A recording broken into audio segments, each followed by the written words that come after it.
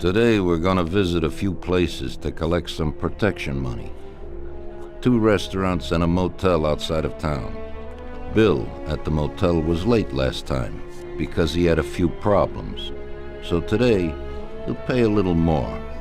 You may have heard about how criminals can prey on businesses using various threats. That certainly isn't the case with us. People who pay us receive services, which the police certainly can't provide them with. Last month, for example, Sam and Paulie here solved a serious problem with violence in a delightful restaurant. The owner is now satisfied that nothing of that sort will happen there again. You'll do the driving. Paulie and Sam will do the collecting. It'll be routine. Tell Ralph to give you a car, and you can go. Okay, boss. Well, you and I'll have a drink. What do you say, Frank?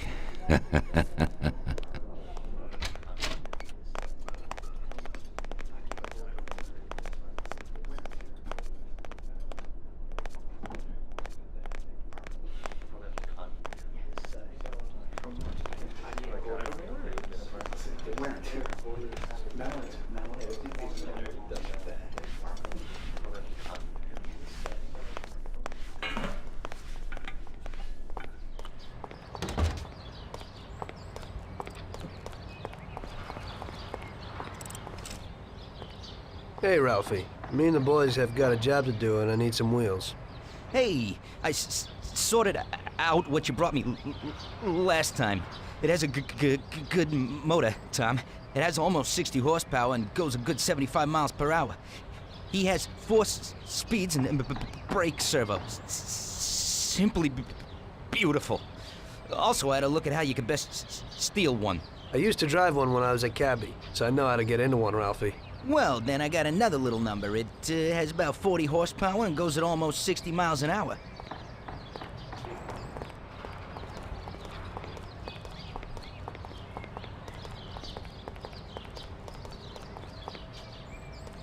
Ain't nothing swanky, but it's a good enough drive. You get into it easy. You just take this little baby and stick it in here. Pry it a little, and when it clicks, you got it. It's a piece of cake. Thanks, Ralphie.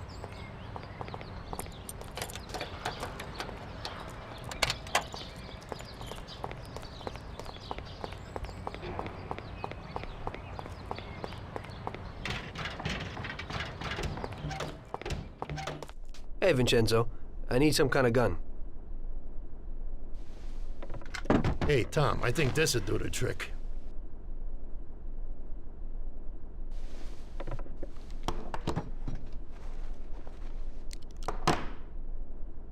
It should work.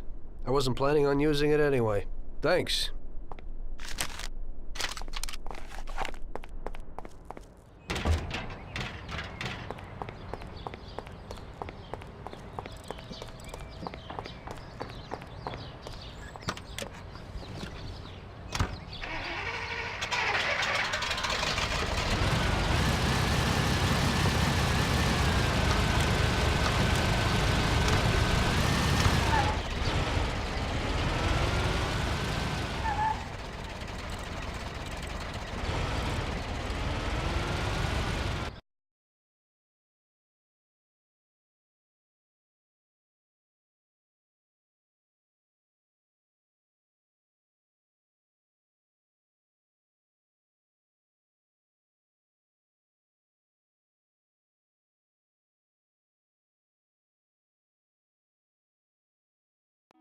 Okay. Let's go to a restaurant on Central Island.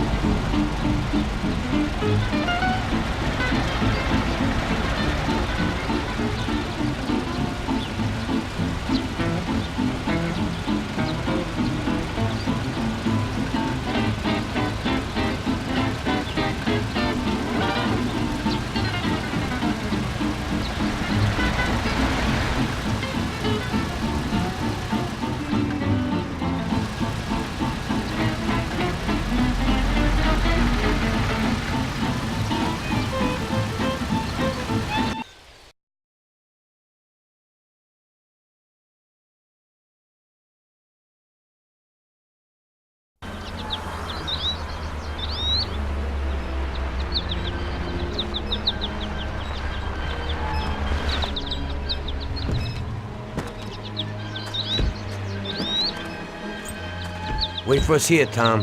We'll be back in a bit. Okay. Let's go.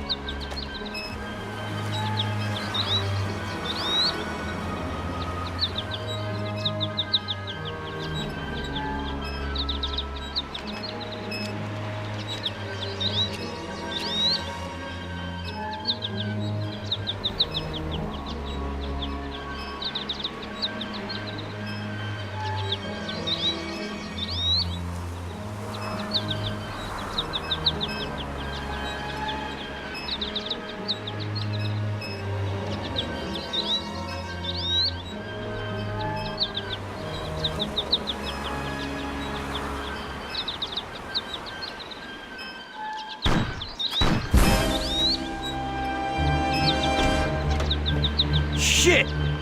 Bastards! Tom, I took one! Ah! It hurts! Jesus Christ, Paulie! Del Salieri, from here on out, this place is ours. Capiche? Don't come back here. You'll end up in worse shape than your friends. Get Sam! They want to beat some information out of him. Get him out of there. But I gotta get you to a doctor. That'll wait. First, get Sam.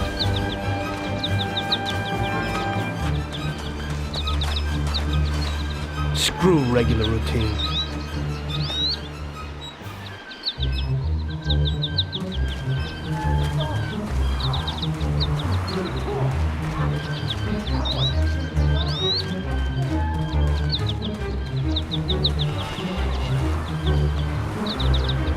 I'll kill you.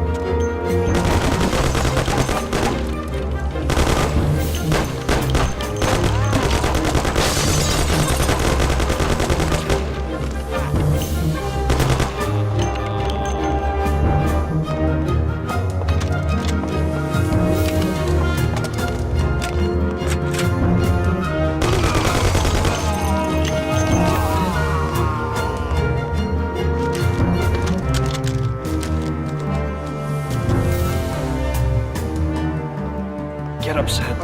It's over. He really went to work on you, buddy. Let's go. It's nothing. You'll be all right. The doctor will put you back together again. You're tough as nails.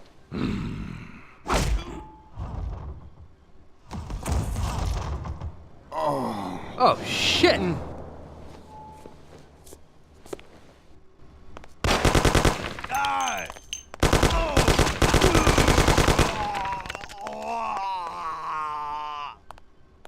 That's it. I'll get you back in the car. Everything will be okay. Don't move, scumbag, or I'll fill you with holes. Come on, just try it. You won't get past me. Sure thing, buddy.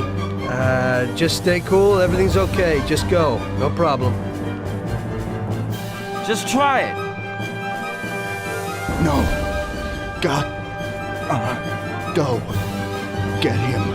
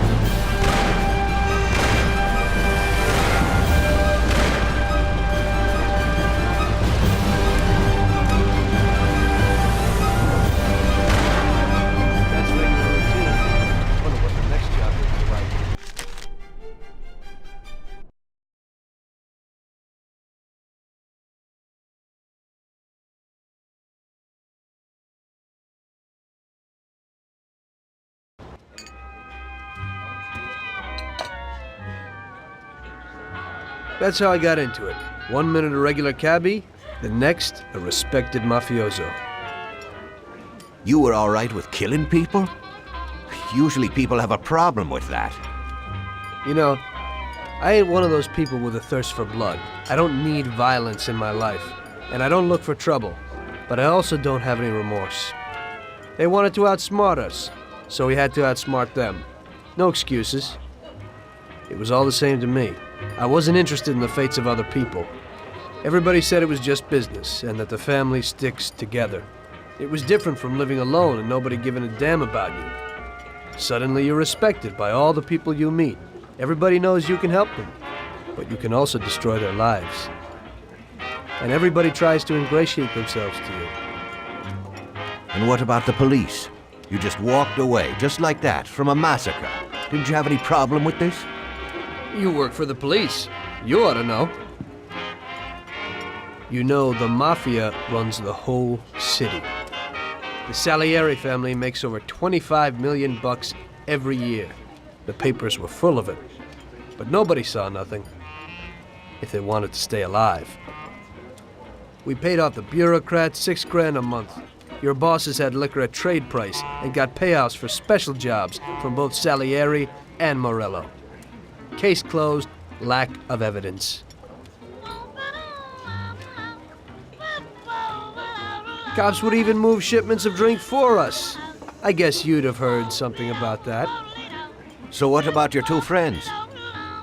Well, they were better off than you'd think. Salieri had a good doc for his boys, and it's not like he ever asked any questions. In a few weeks, they'd be healthy and back on the streets again. The only one who worried us was Morello. He wanted to be the big cheese, which Salieri couldn't let him do. Salieri had no intention of being in second place. You know, a person becomes a Don because of his thirst for power. And he doesn't care about any other rules than his own. That's how it is, Detective. So he'd be his own boss, independent of the police, of the state, of anyone. That's why a person becomes a Don. Salieri and Morello both wanted it all. They kept sparring with each other, but they both knew that if it all blew up, it would be hell.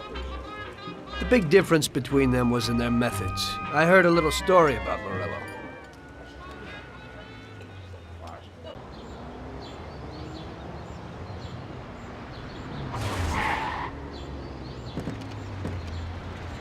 I'm sorry, sir. You I idiot! mean it. Do you know what you've done? You know how much that car cost?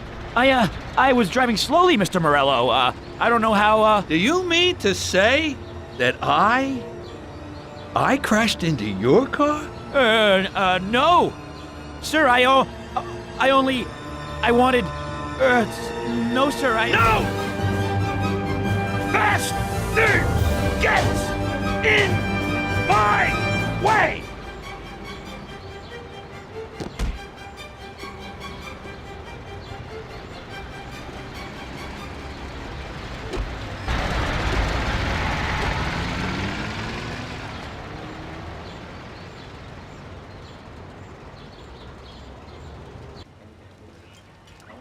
Salieri built his respect as a businessman. Everybody knew that they didn't need to fear him if they did what they should. They knew that if they needed something, they could come to Mr. Salieri. So Salieri made friends, often helped people with various problems, and expected the same in return. When somebody crossed him, they broke a cardinal rule, and everybody knew what would happen. Morello was just a mean bastard. He built his power through violence. Even his friends feared him. Most people just tried to avoid him.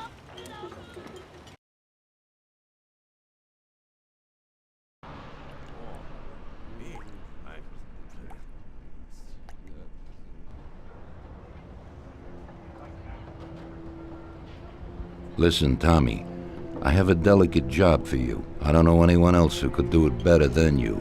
You're a good driver, and you have experience. Well, to make it simple, tomorrow all the best motors are going to race at the city track. And I bet on one kid who's been a favorite up until now. I helped him along in his career a little. I like fast cars, and I said to myself that I could make back a little on that investment. You understand? And then Ralphie starts saying that some European has come over, and his car is certain to win. Ralphie knows cars. He's real good with them. But otherwise, he's a complete moron. What, he couldn't have told me before I bet on the kid? But still, what the hell is a guy, God knows from where, doing here? These are American races.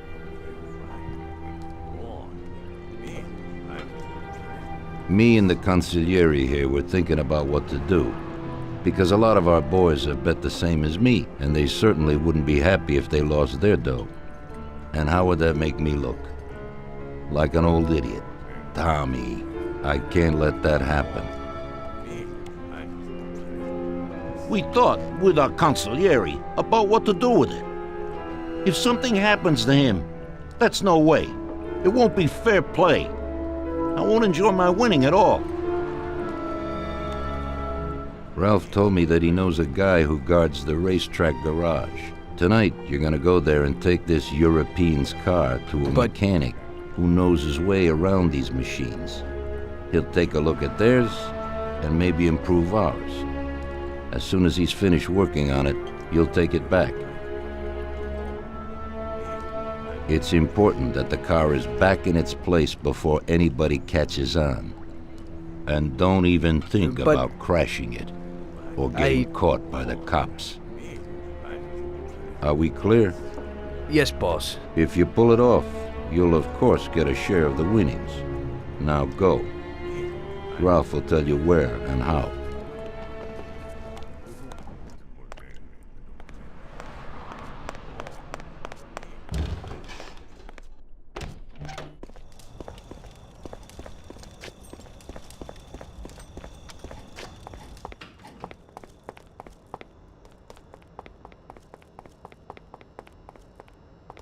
Hey, Ralphie, you got some news about this job? Sure, Tommy. You need to go to the city racetrack and borrow that motor there. My friend Bobby works there. Go around back there and along the way is the gatehouse. Tell Bobby that Ralph sent you and Bobby will take you to the car. It's already been agreed with him. And then? You just have to take it to the auto service of my friend Luca Bertoni. It's in Newark under the Giuliani Bridge. He'll take a look at it and tune it a little. And then you just take it back. This should be easy enough.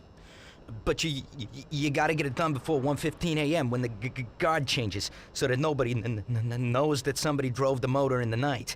There can't even be a scratch on it, and try to avoid the cops. They mustn't catch you. And how'll I get there?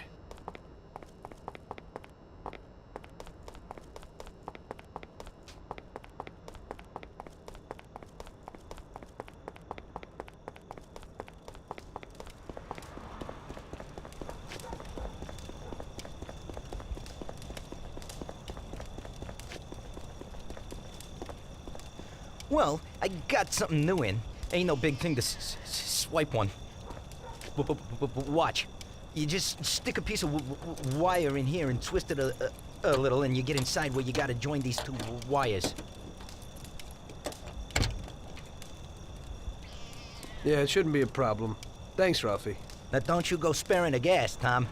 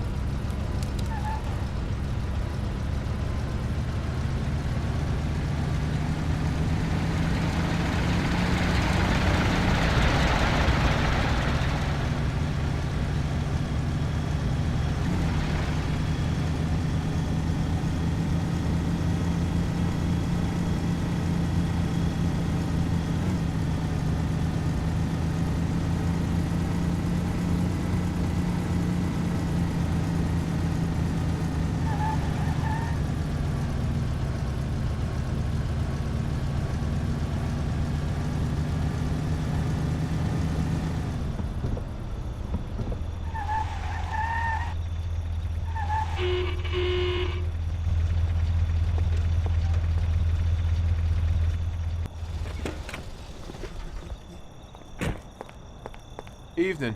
You must be Ralph's friend. That's right. Okay, we'll take your car.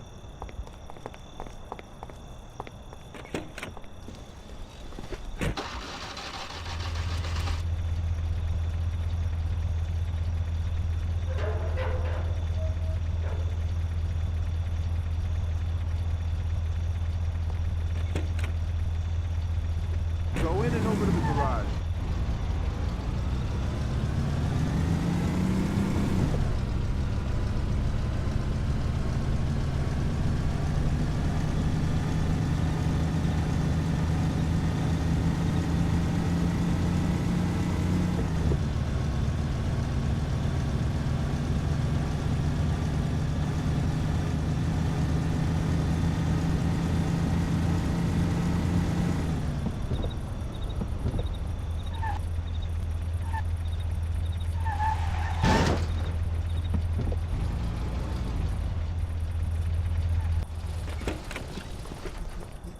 Okay, we're here, buddy. Come on, we haven't got a lot of time.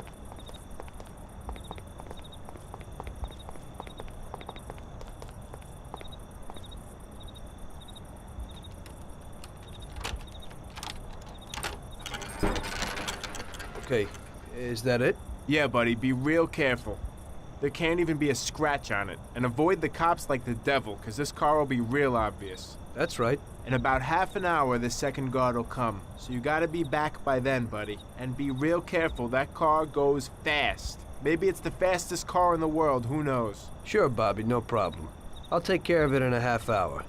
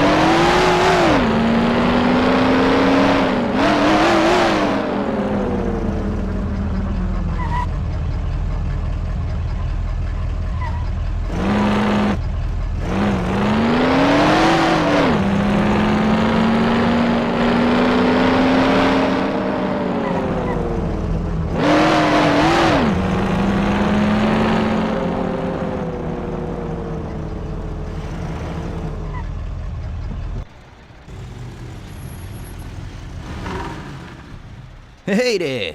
You're from Mr. Salieri, right? I'm Lucas Bertoni. Hi, I'm Tom. They say you can take the bite out of this monster. I reckon so. Well, you'd better get moving. We only have 27 minutes left. That ain't much time.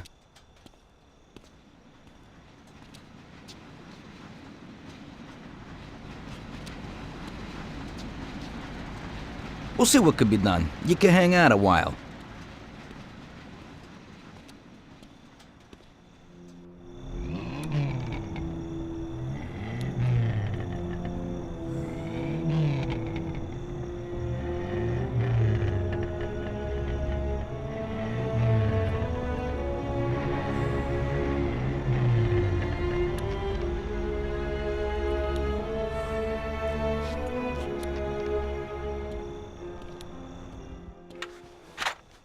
Hey, how's it going in there?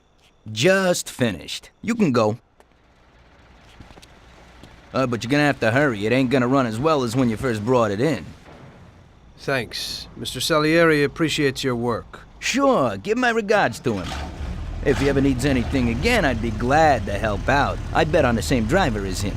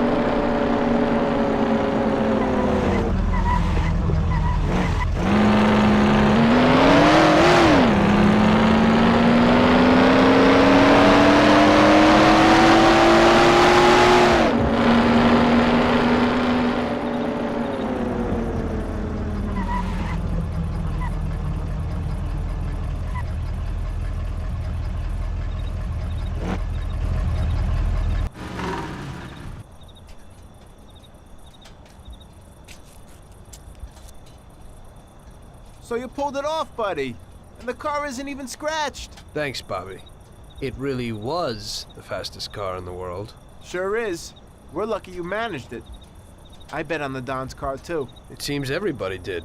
I bet on it. So did almost everybody in my neighborhood. I figure the driver's pretty important, too. Sure. Well, I won't keep you. Good night. Take care, Bobby. Thanks for the help.